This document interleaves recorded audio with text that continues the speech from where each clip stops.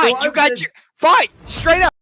Greatest sports debate show on the internet. Jalen Carter does not die for his knee. He grabbed his knee, though, which was a dirty play. That was a football play. You don't get to talk anymore. Football play. You don't get to talk anymore, sir. Championship rings, starring Brandon Lewis. Philadelphia Eagles are Super Bowl champions, and welcome to Championship Rings. And Josh Ungar. Buddy. So, who was right about the Indiana Pacers making it to the conference finals? Well, let's see. Jalen Brunson gets hurt, and Alex Burke gets hurt, and Mitchell Robinson gets hurt, and Josh Hart gets hurt. You have the easiest road to the Eastern Conference Finals this side of the Boston Celtics. So, were you right, or was it the NBA gods saying, let Josh Ungar be the only person in the world to pick the Indiana Pacers? Nope, I was right from the beginning. Begin now. Sorry about that accident on Quick of the Mouse. That's my bad on the production side, but it is a Thursday, and we are back. It is Championship Rings. It's March 13, 2025, and Josh, a lot of NFL news this week and a lot of stuff going down in the NBA. Yeah, I'm just going to cut right to the chase. I'm not going to let you do all the other stuff. Myles Garrett is becoming the defensive version of Joe Thomas for the Cleveland Browns. I made a whole video about this earlier today, but let me explain my point. Joe Thomas spent his entire career with the Cleveland Browns. How many AFC championships did he reach? Zero.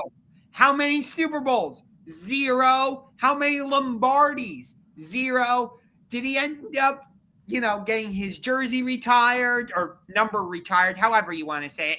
Yes. Did he end up getting inducted or enshrined, inducted, whatever word you want to use, into the Pro Football Hall of Fame in Canton? Yes.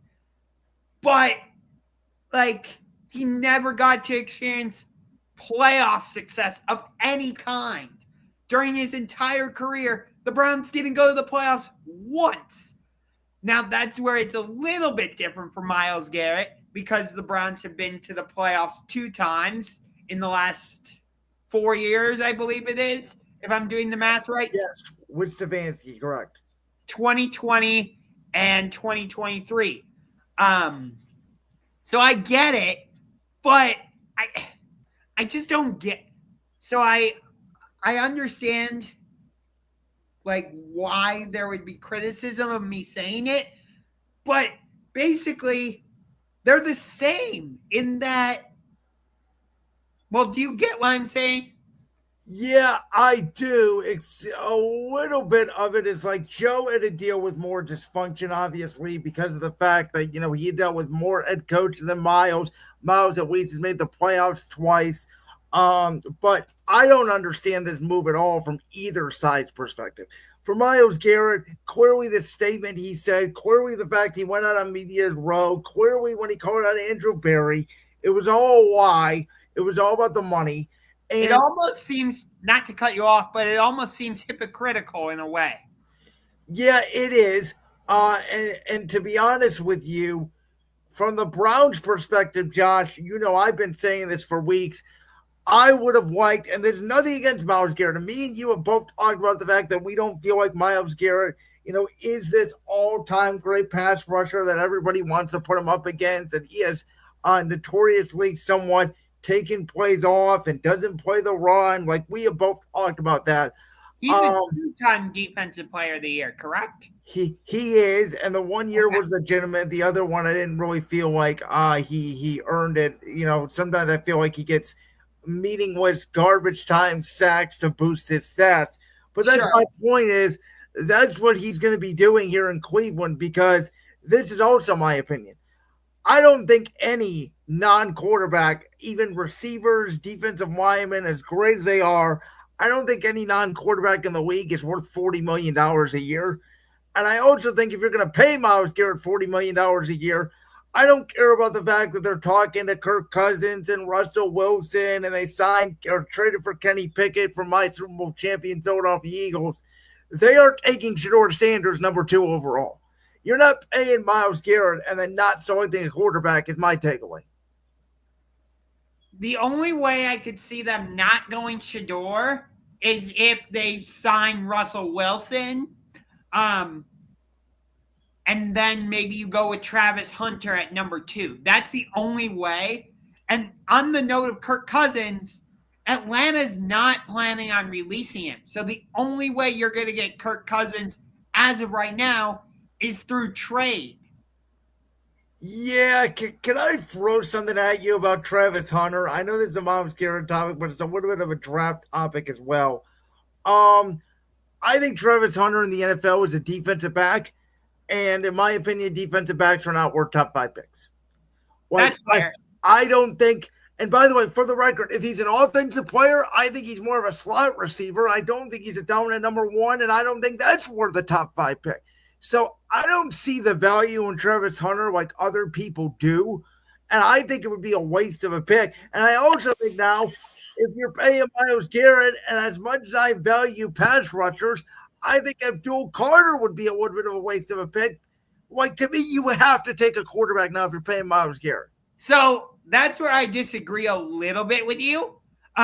Because I look at when Zadarius Smith was paired with Myles Garrett on the opposite side, or when Jadeveon Clowney was on the opposite side of Myles Garrett, Myles was able to be more effective because he could be the Batman, and Clowney or Zadarius was able to be the Robin, in the sense that, like, if Myles got the double team, guess what?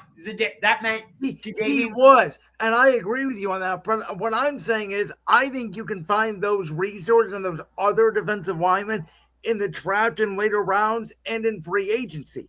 They already brought in a defensive tackle.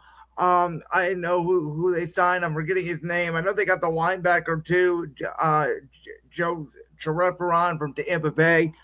I just think, like, and I understand the point of we could have 2 dominant pass rushers, but if you really feel like at the number 2 spot you don't want to be here again, and I'm not the biggest Shedeur Sanders fan in the world either, which is why, again, if it was me, I'm trading Myles Garrett for a premium. I'm taking Abdul Carter number 2, and I'm resetting my clock.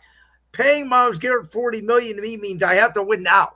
And for the record, I don't think Kirk Cousins or Russell Wilson is giving you win now moves either. No.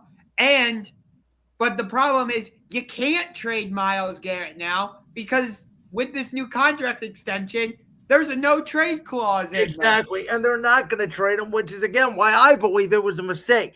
And for Myles, you mentioned it, it's very hypocritical, Myles Garrett. I mean, I thought when it came out last week that, you know, he requested a meeting with Jimmy Haslam declined, and all that stuff came out. Oh, don't get me started on the Haslams. I will go on a long rant. So I was floating this out there, Josh. I thought we could have seen a Le'Veon Bell situation where Myles could have just sat out the year and said, and if the Browns were so hell-bent on not trading him, if I'm Myles Garrett, I wouldn't have played for the team.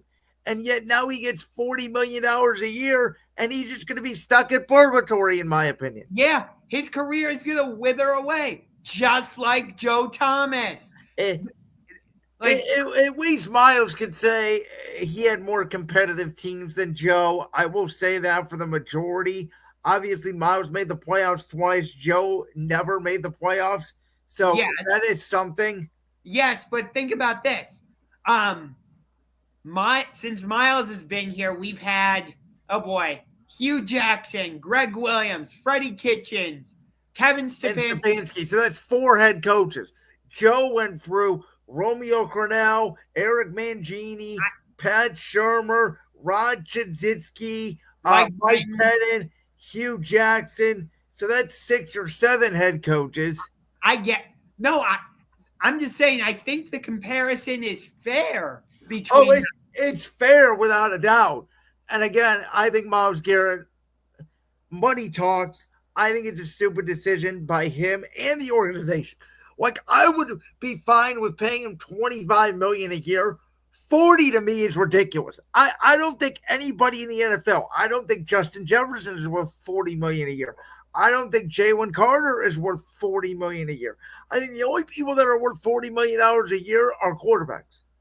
Yeah, I can understand that. It's such a weird situation.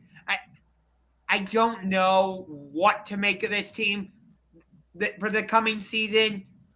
I look at their list of opponents. You got the usual AFC North opponents, and then you got the Jets, you got the Patriots, Bills, Dolphins, you got the Titans, you got the 49ers, and then the NFC North. And some of those teams are going to have good quarterbacks, and we're going to talk different quarterbacks, I should say. Obviously, it sounds like Cam Ward's going to be a Titan. We're going to talk about Justin Fields here in a minute. As we dive into, and I forgot the Raiders also. Yeah, and they got Geno Smith. So let's dive into the NFL QB carousel. We have Sam Darnold, obviously, going from Minnesota to Seattle. You got Geno Smith going from Seattle to Vegas.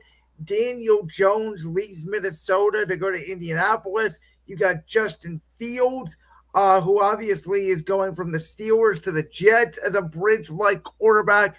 What were your thoughts on these moves? The most interesting one, because of some of the other moves that were made, is Sam Darnold to Seattle. Because Tyler Lockett's not there. They traded DK Metcalf to the Steelers. So who is Sam Darnold going to throw the ball to? Kenneth Walker, Jackson Smith, and Jigba, and they will draft another receiver. Right. We don't know if he's going to be good or not, but we know in the NFL draft there's 10 or 12 receivers a year, most of them hit. So I'm not even mostly concerned about that. I think this is what people are overlooking. So, Josh, we've debated a lot about Geno Smith and the Seahawks, because the Seahawks are your favorite NFC team, and it ain't even close. Here's the thing that I'm struggling with Seattle. Okay. I think Sam Darnold is a younger Geno Smith. And I don't think he's an upgrade. And I think Sam Darnold last year had a career year with an offensive head coach and those weapons in Minnesota. Now he's going to go to a defensive head coach with not as great weapons in a harder division, especially on the defensive side with San Francisco's defense. Robert Saleh back there as the defensive coordinator. Jonathan Gannon in Arizona. We know what the Rams' young defense is building there in LA. And the offensive line is terrible. Like, if this guy doesn't play well in cold weather and he's going to be in rainy Seattle, like, I think we could very well see Sam Darnold turn back into the Sam Darnold that was with the Panthers. I don't get this. Well, I don't fully agree with you about the 49ers, because who knows what they're going to look like this season. Good Lord. Everybody's leaving. But I do understand what you're saying about Arizona and the Rams. They also have 12 draft picks, San Francisco. So they're going to spend a lot of that on the defense side of the ball. They're going to get younger. And what I'm saying is I think Robert Saleh being back there as the defensive coordinator will help that defense. Sure. I do think Darnold is a slight upgrade over Geno Smith. Not by much, though. But to pay him $35 million a year, I don't get that. Like, for me, Justin Fields, the Jets, is such a better deal than Sam Darnold. I'm only paying Justin Fields $20 million a year for 2 years, and he's mobile. Yeah.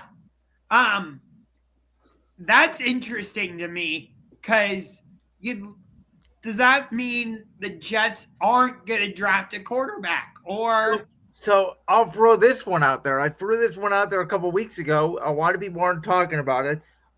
They do have Tyrod Taylor on their roster as a backup, who I think will be obviously a nice mentor to Fields. If I'm the Jets, maybe they don't take him in the first round. If he's there in the second, why not take a flyer on Jalen Milroe, right? A little bit of a project, but he's mobile. Jackson Dart from the Ole Miss kind of fits that protege where he sounds like he could be going second, third round. Why not take a shot on one of these mobile guys? You have Tyrod there to be the veteran. You have Fields there to be a bridge for a year. And you have Aaron Glenn, who is a very good defensive coordinator. We know he's going to fix the defense. So I think without Aaron Rodgers there, you got a mobile guy that can move. If you sort of build up your offensive line, like this team has the infrastructure where you could bring in a Jalen Milroe or a Jackson Dart and let them sit. Like, I don't think the Jets are as big of a disaster as the sports media world is making them out to be. Oh, God. I could see a path because I didn't love Justin Fields last year, but do you remember it was like week 7 last year? Russell Wilson came in on a Sunday night against the Jets. They won that game. And the whole conversation around the game was, they really pulled Justin Fields? Like, that's unfair to Justin Fields. He was playing so well. He went 4-2. Like, I had Justin Fields, for the record, in Chicago. He got Matt Nagy for a year, but then he was out the door. So we got Matt Eberflus. He goes to Pittsburgh with Mike Tomlin, who doesn't know how to build an offense. And now he's going to the Jets with Aaron Glenn, who's another defensive coach. Yeah, I don't get it. Honestly, the only move that's not head scratching is Geno Smith to the Raiders. That's the only one of these moves that's not head scratching to me. Okay, so Josh, because I wanted to bring this up. So let me go back to the Browns for a second, because I just mentioned to you how I thought they were going to take Shedeur Sanders. If they don't love Shedeur, I think there is a world, even though they have paid Myles Garrett, where you call the Raiders, because I don't think the Giants are moving up. They need a quarterback, and I don't even know if they like one of the guys in the draft. I think they're going to try to sign whatever bargain basement free agent quarterback they can. New England's not taking a quarterback. Jacksonville's not taking a quarterback. If I'm the Raiders, even though I have Geno, I think I make the call to the Browns for the number 2 pick and try to get Shedeur. And I think the Browns could move back at 6. You could get a left tackle. You could get some edges in the draft. Then you're not drafting a quarterback, but you're also not drafting Shedeur either. Yeah. And then what you do? Like, take Jalen Milroe in the second round? No, you just don't take a quarterback. You sign Kirk. You have or Russell Wilson. You have Kenny Pickett as your backup, and you are just building the trenches. You're getting offensive linemen. You're getting defensive linemen. You're getting another corner. You're getting another receiver. You're building the team up so that next year, when hopefully you're bad enough or you're maybe good enough and you have more resources because you traded away the number 2 pick to then trade back up to select a quarterback in a much better quarterback class.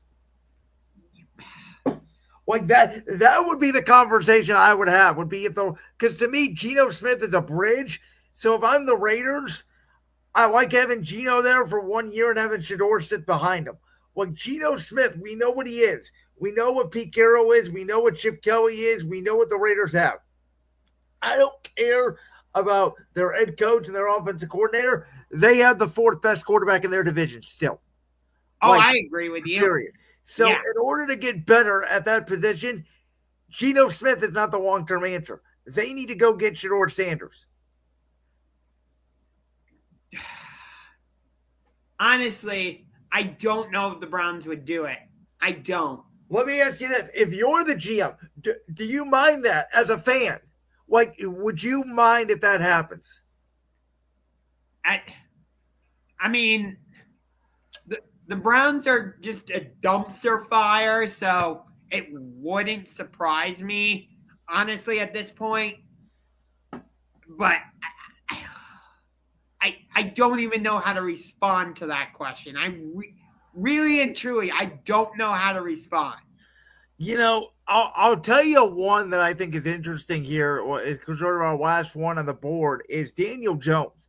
And I find it fascinating that they gave him $14 million for a year.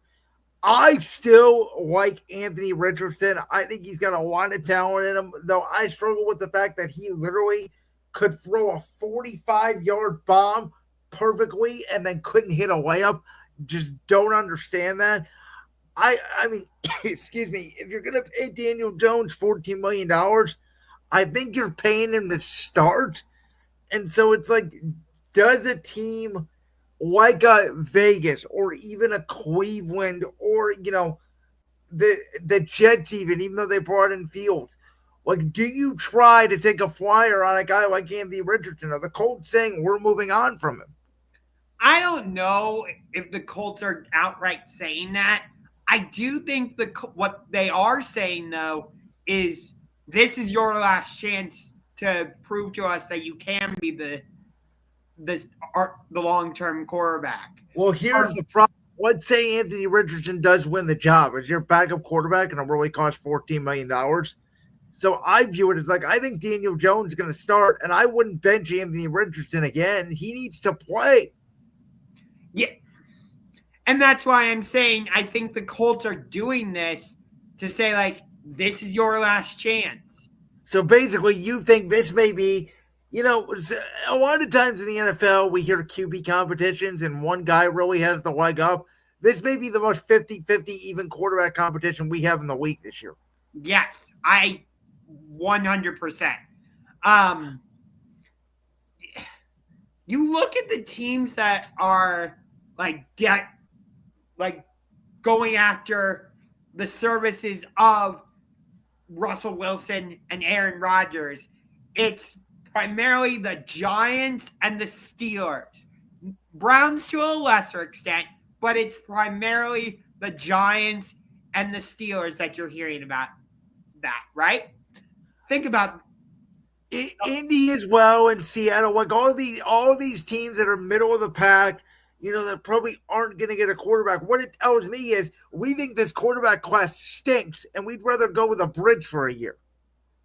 Okay, but the two primary teams I've heard connected to Aaron Rodgers and Russell Wilson are the New York Giants and the Pittsburgh Steelers. That is true, yes.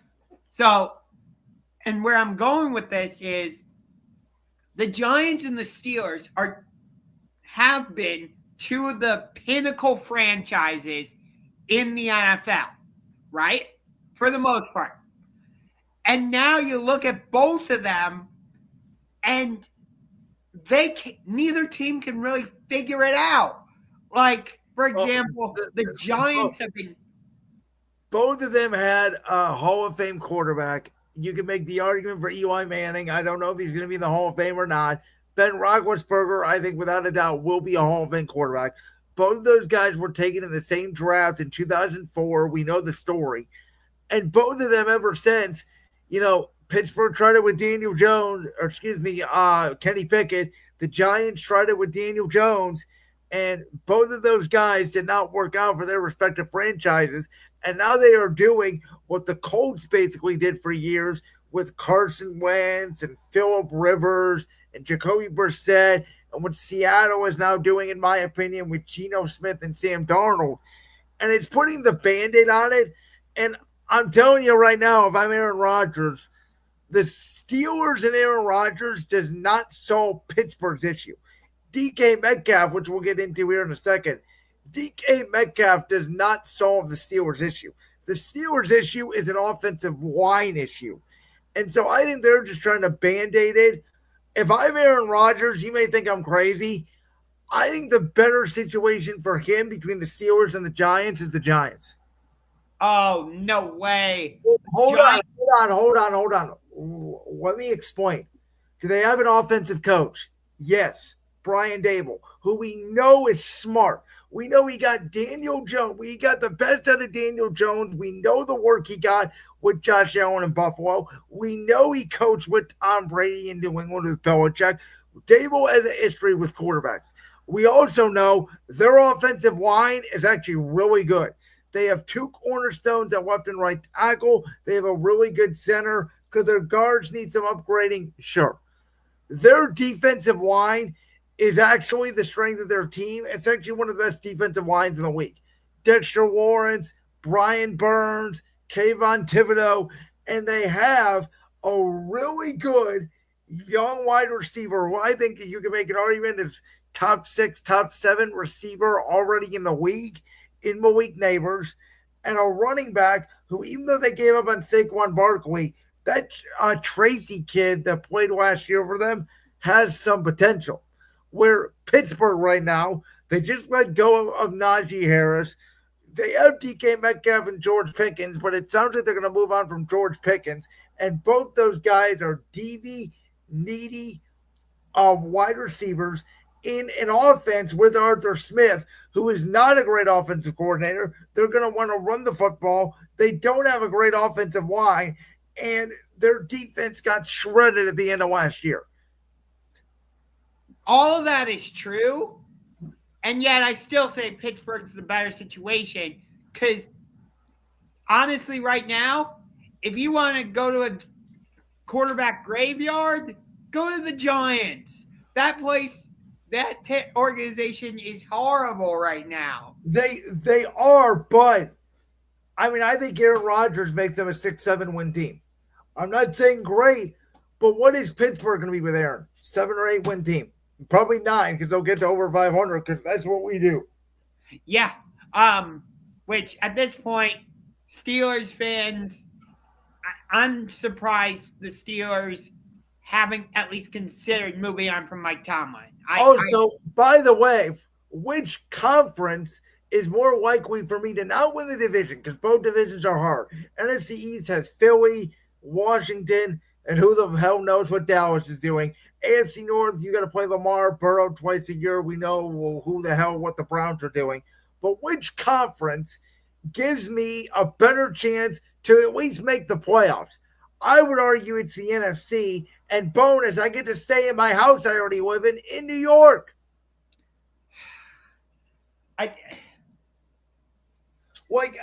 Everybody's laughing at me because you hear the Giants and you think, oh my God, they're terrible, and I get it.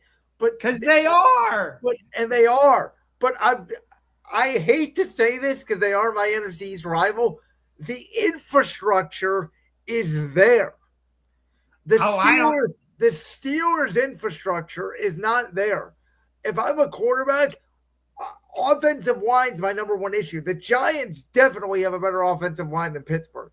That should be Aaron Rodgers' number one. Do they have an offensive coach and do they have an offensive line? Oh, boy. No, Minnesota's the spot, but I don't think they're going for him. I would go with J.J. McCarthy. Yeah, because if you go after Aaron Rodgers, what does that say about J.J. McCarthy? Probably that he's not healthy yet. I wouldn't read too much into it, but also the fact that I don't think Aaron Rodgers wants to do the Brett Favre of going from Green Bay to the Jets to the Vikings. And then all he would have to do from there is do some fraud with the college or university, and then you really complete the Brett Favre trajectory. There you go. So Aaron Rodgers' former teammate, Davante Adams, potentially new teammate, DK Metcalf. These were both two big wide receiver moves. Davante Adams essentially replaces Cooper Kupp in Los Angeles. DK Metcalf is coming into Pittsburgh. We don't know yet if George Pickens is going to be there or not long term. What did you make of these moves?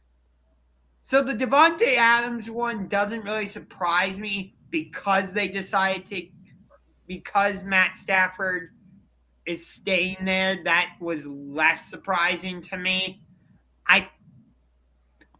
DK was more surprising. I get it. He requested a trade, but I didn't think the Seahawks would actually do it. Only get a second round pick and nothing else out of it felt kind of weak from Seattle's perspective. I think towards the draft, they probably could have got a bigger haul, maybe even a late first from it. From the Davante Adams perspective, I'll say this.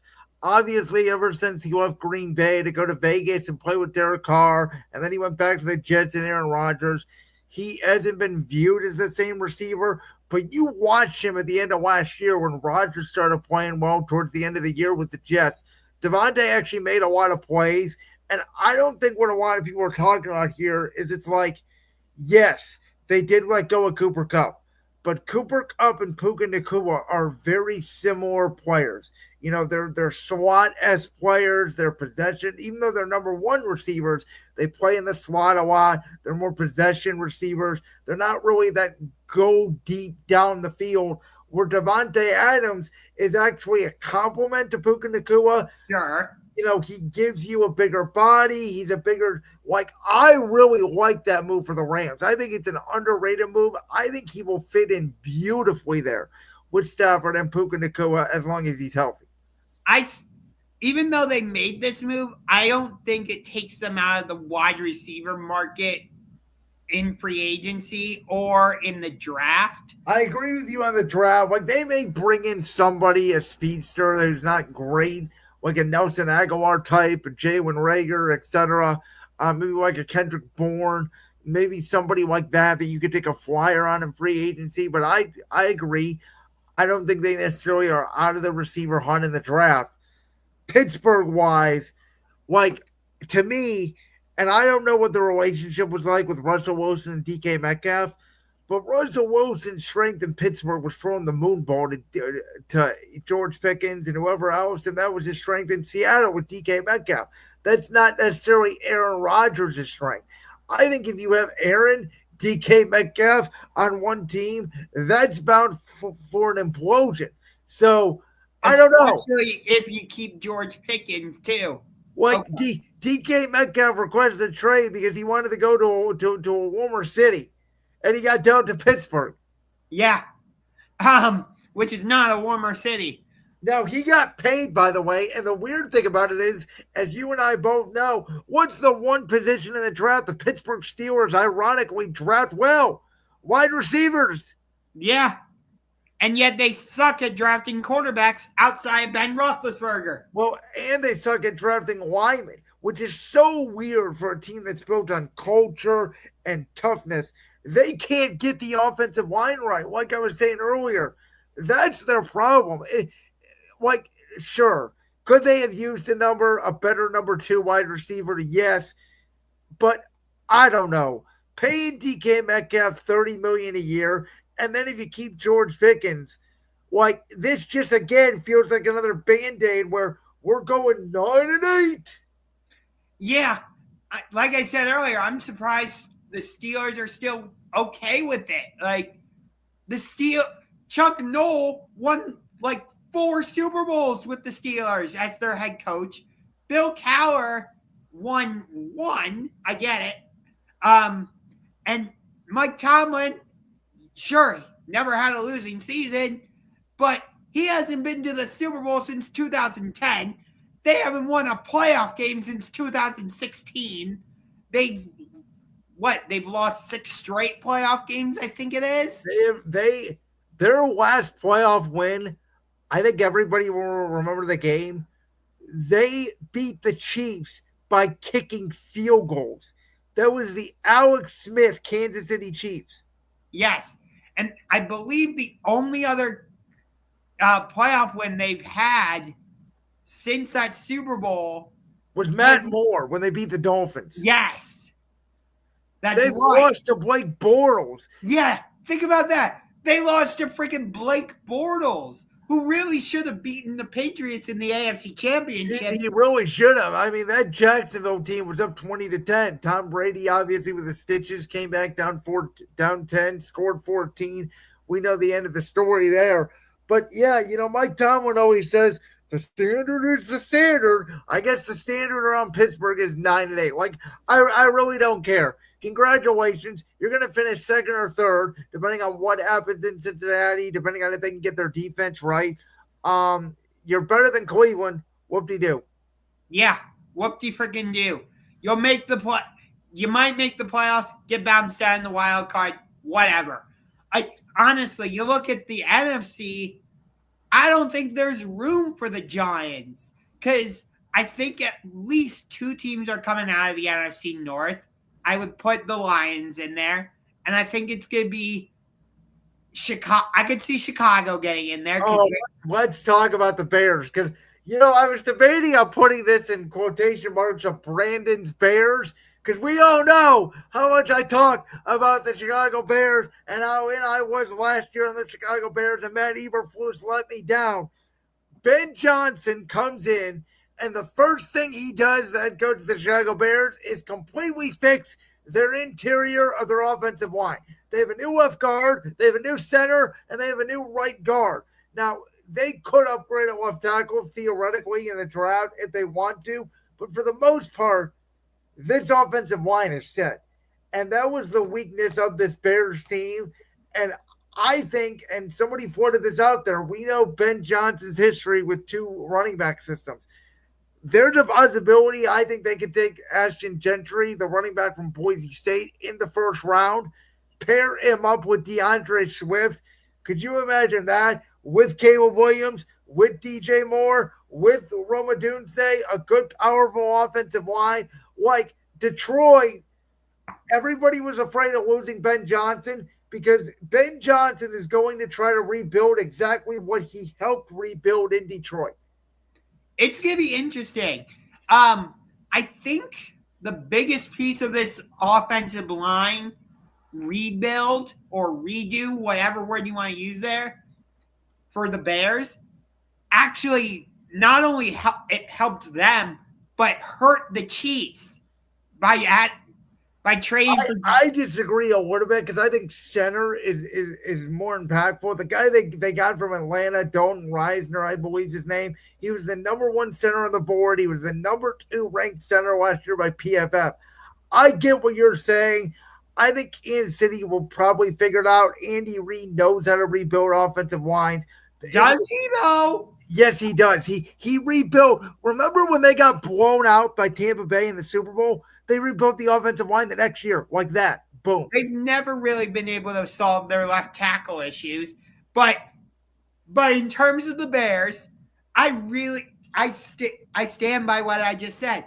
I think their biggest pickup was a big loss for Kansas City in terms of getting Joe Thuney. That's because not only are you bringing in a very good offensive lineman, I forget what position he plays off the top of my head.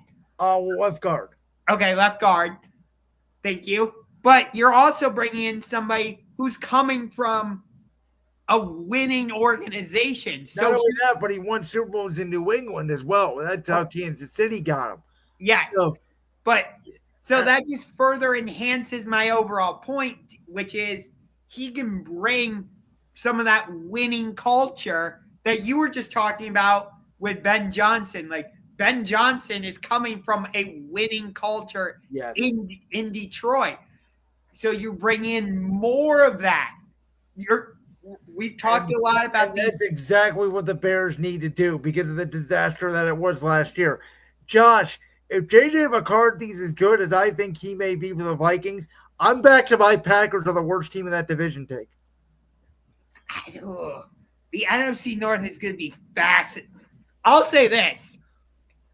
I don't know if it's going to be the best division in football. Oh, it's going to be the best division in football. Oh, okay, that's fair. I'm not quite ready to say that yet. Maybe not record-wise, but in terms of quality talent from all 4 teams, this team does not have a bottom basement team. That's how I'll put it. Okay, that's fair. What I will say, though, is I think it's going to be the most fascinating division to watch. And I'm really excited that we get to play the NFC North. So for the Browns, rather, that means we play at Chicago, at Detroit, and we host Green Bay, and we host Minnesota. Why are you excited about that? That's like 4 losses. I know. Hey, for the record, Philly plays them too, and I'm not excited about it. I don't know. There's just something about those 4 teams that is really cool when we play them. I enjoy playing the Bears and the Lions and the Vikings and the Packers. I don't know. I do think the Bears have won free agency so far. Washington, to me, was close. I'm not the biggest fan of Deebo Samuel. You know that. I think he'll have a good impact there in Washington. I don't know how much, if he's a little bit over his head. I thought Laramie Tunsil was a great addition for them. But I thought overall, in terms of the biggest impact that they made on their team to win right now, Chicago, I think, took the biggest leap. It's so funny. The Bears keep winning like the offseason, but it doesn't translate once the actual season starts. It's really weird. Like, I do hope the NFL does what they did last year and put a lot of the NFC North games on the back half of the schedule. yeah. And I know you explained to me why, like, both division games can't be in prime time, but I would put, like, both Bears-Packers. Okay, maybe not Bears-Packers, but I think one of Bears-Lions is 100% going to be a primetime game. It should be. And the other one's probably going to be Thanksgiving. Bears-Packers will probably be either a special Thanksgiving game or a primetime game. Yeah. I think Lions-Packers, and Lions-Vikings will probably be a primetime game. Yeah. But what I'm saying is the NFL should break its own rule and do like Lions-Vikings, Sunday Night Football, and then Monday Night Football. I don't care that the general rule is both division games can't be in prime time. I don't care. Screw that. So my team has lost a lot on the defense side of the ball, and I knew this was coming. We did bring back Zach Bond in free agency, which was expected. That's a big recap. Before you continue, I think that's a huge win for your Eagles. I really do. So I do completely agree because we were prepared to lose Milton Williams. By the way, for the record, I love Milton Williams. I don't think he's worth $28 million a year. Good for you, New England, for paying him. You deserved him. You need him. Go out and get him. I'm not mad at all. Arizona needed the pass rush. Good for them for going out and getting Josh Sweat. That's a big loss for you.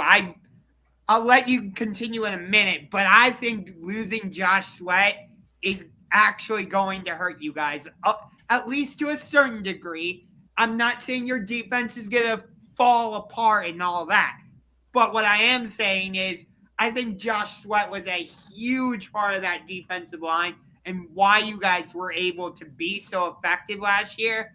So I do think that's going to be a big loss for you. I really do. I'm not denying that, but I think that people that don't watch the Eagles on a week-to-week or cover them like I do, they're looking at it like, yes, and we lost Darius Slay too, which is another big loss, right? He goes to Pittsburgh, so there's another loss on the defense side.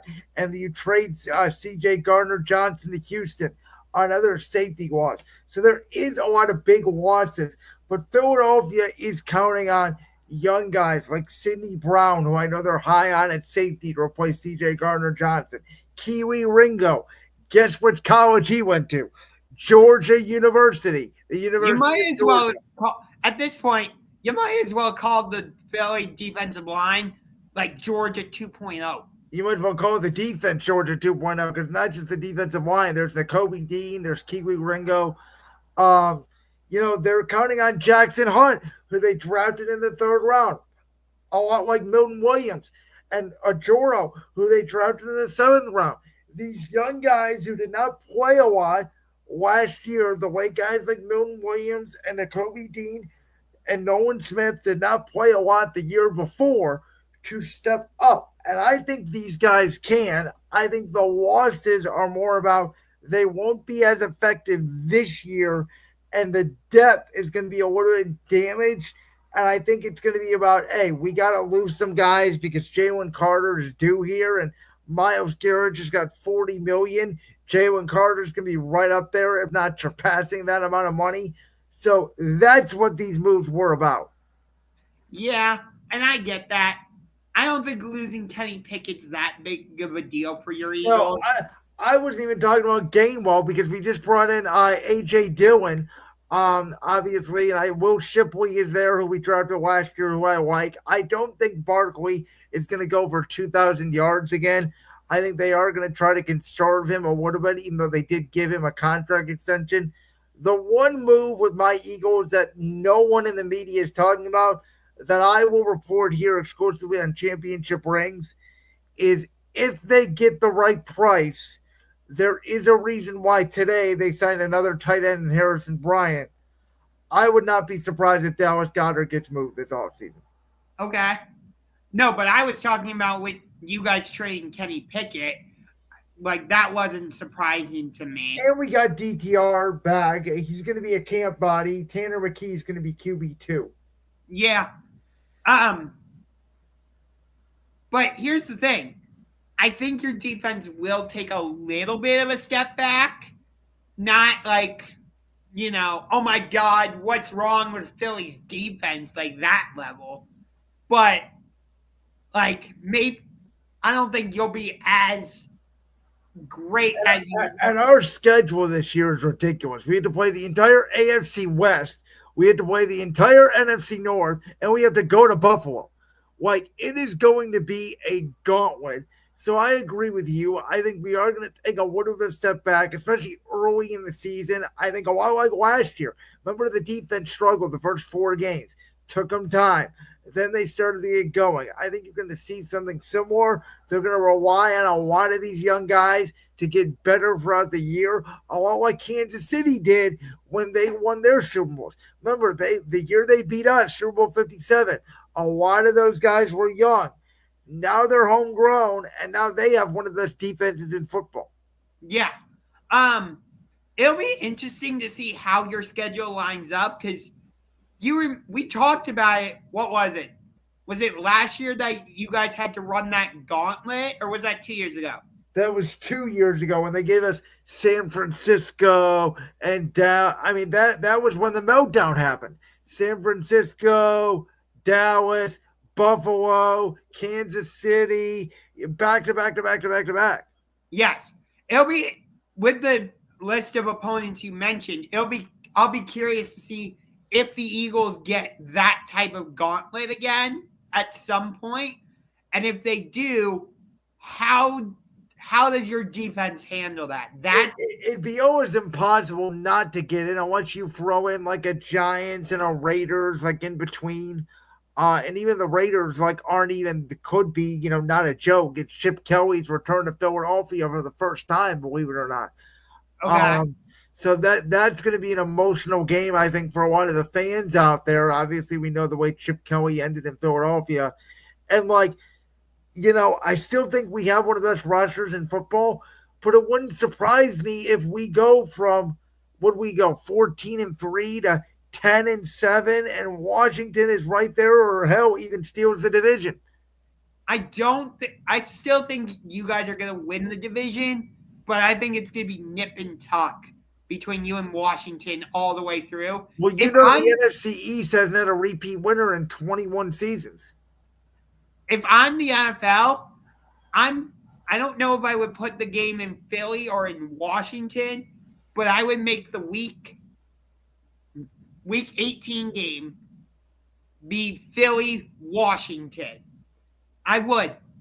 Again, I'm not sure if I would put it in Philly or in DC, but that would be so good.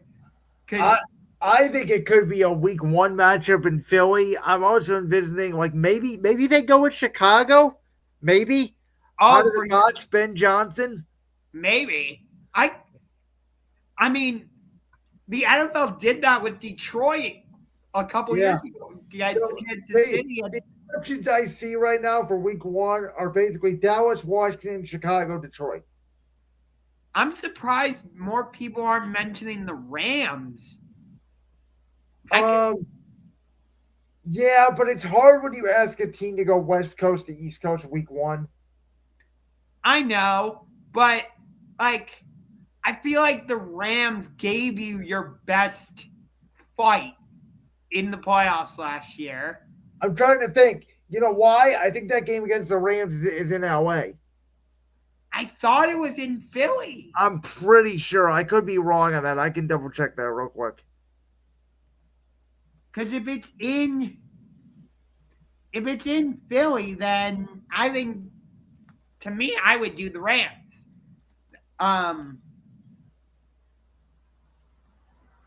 Let's see. Hold on. Yep, they do host the Rams. Okay, thank you. Yep, I looked it up on the Eagles website. They do host the Rams. Yep. Okay. Yep. So I think the Rams that's an option for sure. I could see the Broncos being the sneaky option for that week opening For game week also. one, I don't know about week one. You want a marquee quarterback on that. True. So it's either going to be Dak because of the rivalry with Dallas, obviously, Jaden Daniels, Matthew Stafford, Caleb Williams, or Jared Goff and the Lions. And the Lions be more the Dan Campbell team thing. The Lions have already been talking about the fact that if they would have played us in the NFC Championship game, they would have beat us. I don't necessarily know about that. Me and you talked about that. So that's another interesting angle. Yeah. If it were me, I'd go with the Rams. All right. Well, Josh, last night was one of the best nights in television in a while. And I'm not just talking about sports here. Phenomenal night of television, but this was part of it. Thunder Celtics. Thunder win the game 118-112. The Boston Celtics shot 63 three-point attempts in this game. And again, like, that's what they do. They live and die by the three. Like, this game to me, I was more impressed with Oklahoma City. The fact that they were able to go on the road. Jalen Williams did not play in this game. Chet Holmgren had a really good game. Yes, but part of that is because Kristaps Porzingis was not there for Boston. Yeah, so good point. So that allowed Isaiah Hartenstein and Chet Holmgren to have as good of games as they did. And again, Boston still shot 63 three-point attempts. Well, yeah, that's absurd. So, by the way, real quickly, I'm going to throw this stat out there. So I looked this up the other day. Remember how, I forget, was it last week? Did I tell you this stat? The Warriors shot 31 threes a game in 2015, and the Nuggets now shoot 31 a game, which is the lowest in the league. Did I tell you that stat?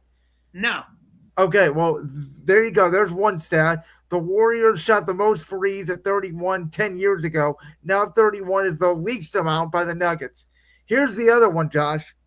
So Houston, remember the 2016-2017 Rockets? That was the Rockets the year before they had Chris Paul. It was James Harden at the point guard.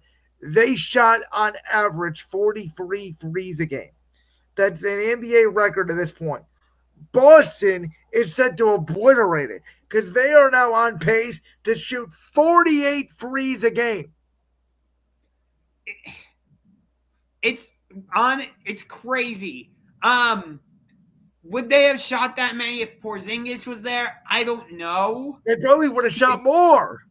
I mean, well, let's be honest. Their philosophy is the same as the Cavs' philosophy. It's one dribble, one pass, and let it fly. Oh, I don't know if that's totally the philosophy for the Cavs. It is. We don't shoot the mid-range, barely, especially since we brought in DeAndre Hunter. We are not shooting mid-range shots. No, I'm not saying we do mid-range shots, but I wouldn't say it's one dribble, one pass, and that's it. I mean, that's what it is. It's a layup or a three. That's the new NBA. Yeah, in general, yes. I think we rely a little more on ball movement, though, than you're giving us credit for. That's fair. I'll give you it. I think the bottom line is, could this be a finals preview? Yes. I am worried a little bit about the fact that for the Thunder, like, they are so young. I just wonder, and I know the Lakers wouldn't have the size, but would they have enough to stop LeBron and Luka? Because, again, I would be inclined to take the Lakers if LeBron is healthy, because that would be the two best players in the series. As great as SGA is, as we talked about this last week, overall, I still take LeBron and Luka. And I understand that.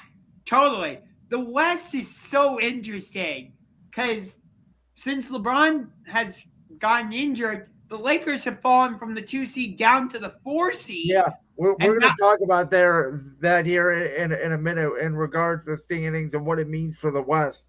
I don't know if you heard last night in the post game, Chet Holmgren in an interview pretty much said, "Are we good now?" So they are hearing the talk. It's just historically, right? Like we sort of talked about this with the T-Wolves last year, where it was like, Anthony Edwards can't really get a team to the finals, right? Like historically, that's never happened. Historically, these young teams like Oklahoma City, it takes a few years for them to get to the finals. Right. But here's the thing. OKC's best opportunity to get to the finals is probably this season, because I think next season Houston's going to get better in some way. Oh, I agree with that. And I think if Memphis adds another piece and John Morant stays, clean and stays good on the court, Jared Jackson just got hurt for them, which is a huge loss. And who knows what happens with Golden State? Maybe they retool. Steph and Jimmy Butler come back. I don't know. Yeah, I mean, the T-Wolves are a weird team. They're weird this year. Who knows what's going on because of the Julius Randle trade. If I'm Oklahoma City, let me ask you this. Do you think they could beat Denver in a 7-game series? Because I feel like they can, but I don't know the answer to that question. Because as great as Shed and Harvenstein are, I don't know if they can stop Jokic. I really don't. The problem, though, is if you watch the game last night, the game was in Denver, and yet it looked like it was the Nuggets who were exhausted and gassed. Yeah. The Timberwolves were fine. And they are Jokic dependent, even though Jamal Murray does turn it on when the postseason occurs. He's been a very clutch player in the postseason, and he's somewhat of a bigger guard. SGA is just so talented. Now, I had a discussion with my buddy on this. My buddy thinks that Jalen Williams is a legit number 2 every single night. I still don't know about that. I want to agree with that statement. I really do. But my question is, here's my thing, right? Is between SGA is your number 1. You got to know who your number 2 is in the hierarchy. I don't know if you can switch back and forth between Chet Holmgren one night, Jalen Williams another night, especially with Holmgren's injury history.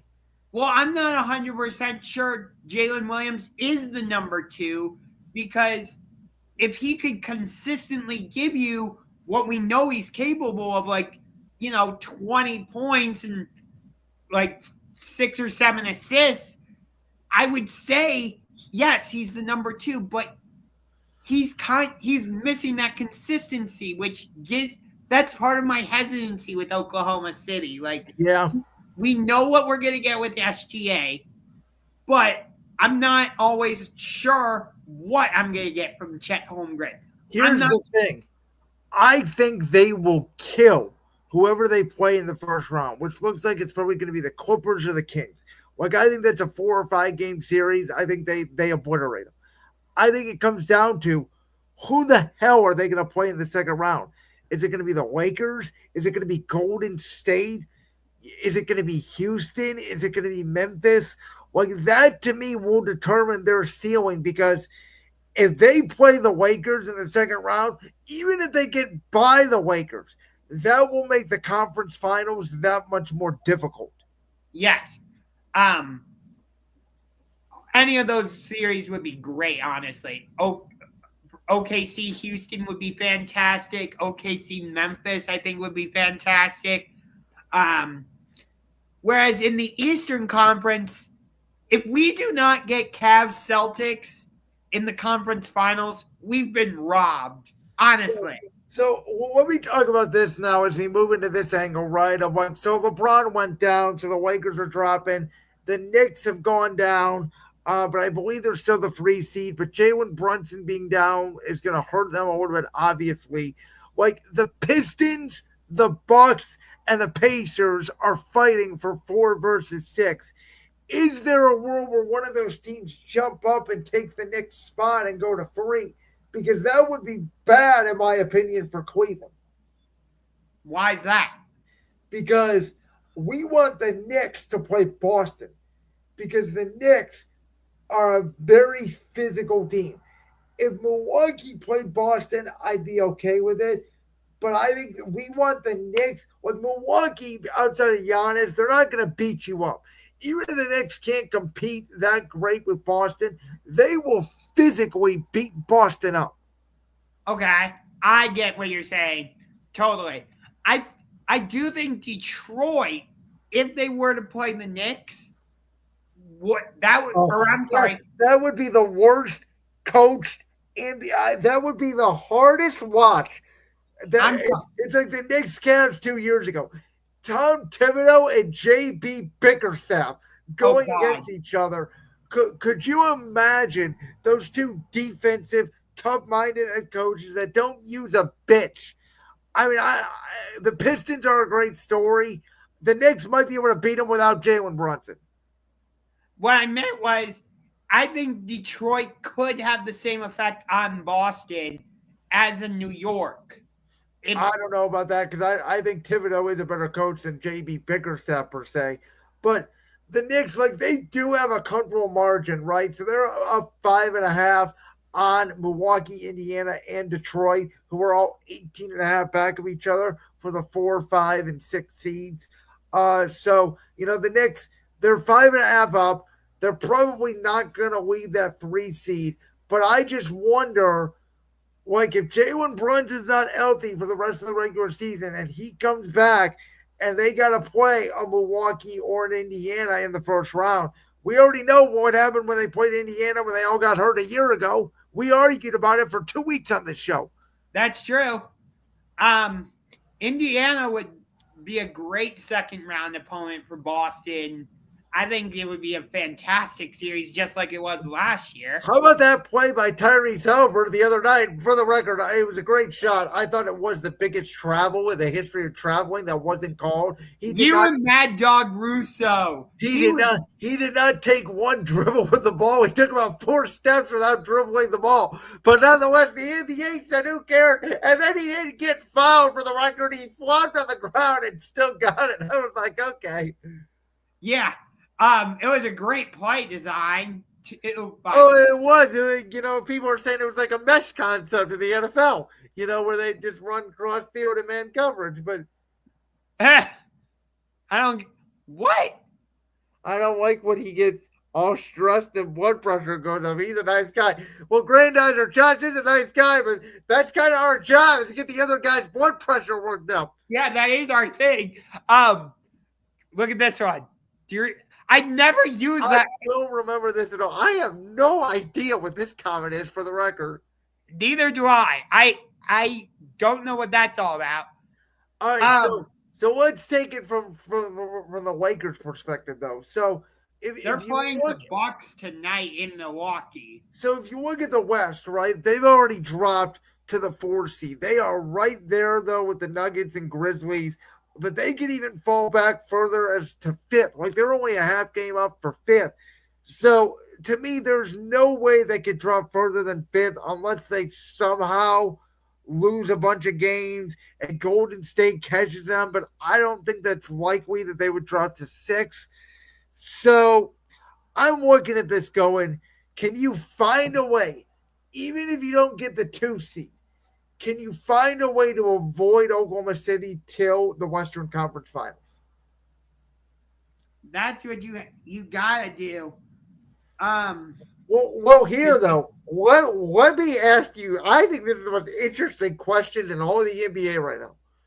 If you're the Lakers, a theoretical second round series, if you get by whoever in the first round, who would you rather play?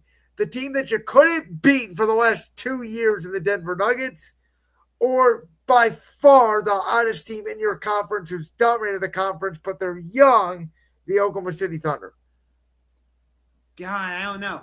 By the way, Shams Charania is tweeting out that De'Aaron Fox is undergoing season-ending surgery for tendon damage in his left pinky. So he's with now. Who cares? It's over for them. Yeah. Would love for them to somehow find a way to get Cooper Flagg, who injured himself. For the record, they would do. That's a very interesting development in the NCAA tournament. But nonetheless, I think it's interesting, right? Because I watched that Lakers Denver game a couple weeks ago, and it's like, LA may not have the size, but they may have the depth and they may have the skill ability to just outshoot Denver this time around. Yeah. It'll be interesting. And we're in Memphis tomorrow. That's gonna be a tough. My brother is actually there this weekend for a wedding. He's trying to get nosebleed seats to the game, actually. That's fun. Donovan Mitchell's out for that game. Oh, I did not know that. Yep, he's out. Is it rest or what's the diagnosis? Groin. Okay, so I think it's more rest than anything. Like again, I think I was arguing this with you last week. I get it. They barely beat the Heat. They barely beat the Nets. To me, like this is the way I look at it, Josh. The Cavaliers right now, and I think you can take a look at this for Oklahoma City, right? The Thunder have played 66 games. They're 54-12. So they have 16 games left. They are 12 games up on Memphis for the number 2 seed in the West. They can start resting people.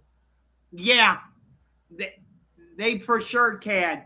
I'll be at the game on Sunday against Orlando, which that game got moved up to 1 o'clock, and Yes, it did.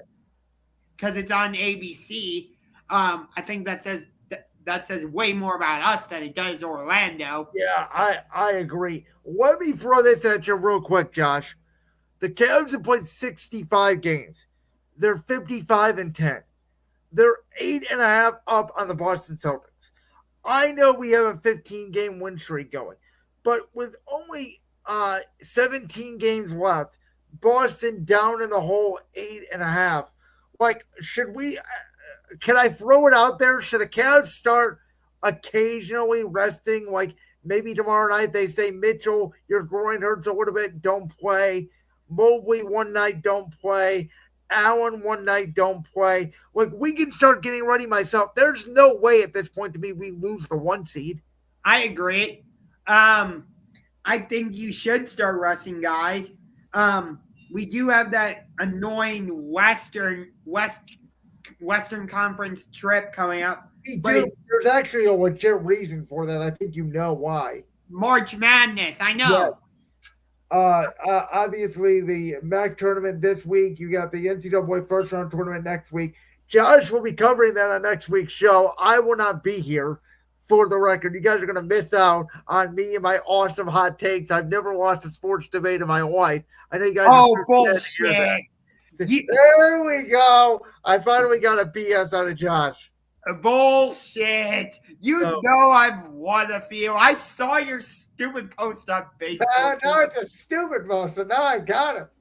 That was a dumb post. Hey, I've never watched a debate in my life. You can say that, but I've never watched a debate in my life. I've never lost a debate. Hello? What? Grandizer, I'm not going to be there because of work. I have other obligations that have been put in for months because of this. We're doing this on a Thursday night, by the way, because Josh had prior commitments on Tuesday. So this is obviously not our normal time slot, our normal night. But we appreciate all you guys hanging out tonight for championship rings. This was a blast of a show. I know, Josh, next week you're going to dive into March Madness. Can't wait to hear your opinion. I'll be back the following week with my paper bracket held up to the webcam to show all you guys my perfect March Madness bracket. I'm trying to get tickets to go to the second round. Because the second round's going to be here on the 23rd, so I'm trying to get tickets to go to that. Because I didn't know the second round's going to be here too. So that's Saturday and Sunday. Yeah, first and second round. I think it's Friday and Sunday.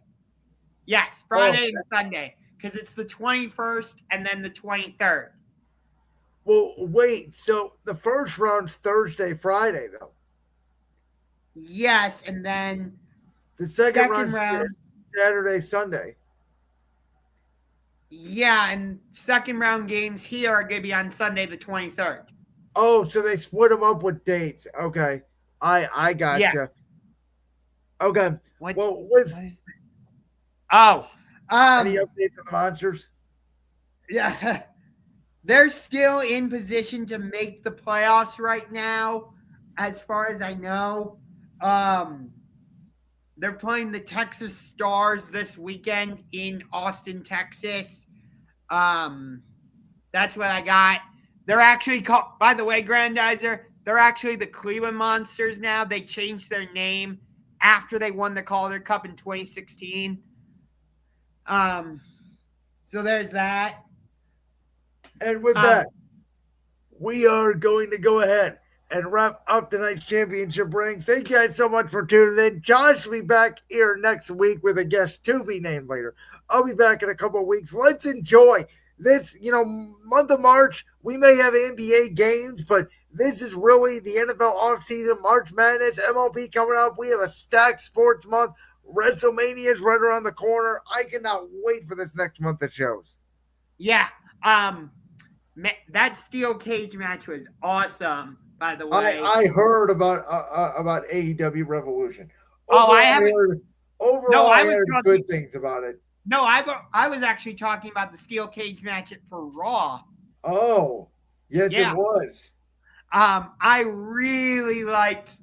I will say this. I was a little confused at why it was a steel cage match when they first announced this, because during the match they didn't really use the cage at all.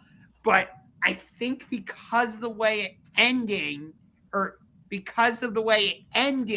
that's why it was a steel cage.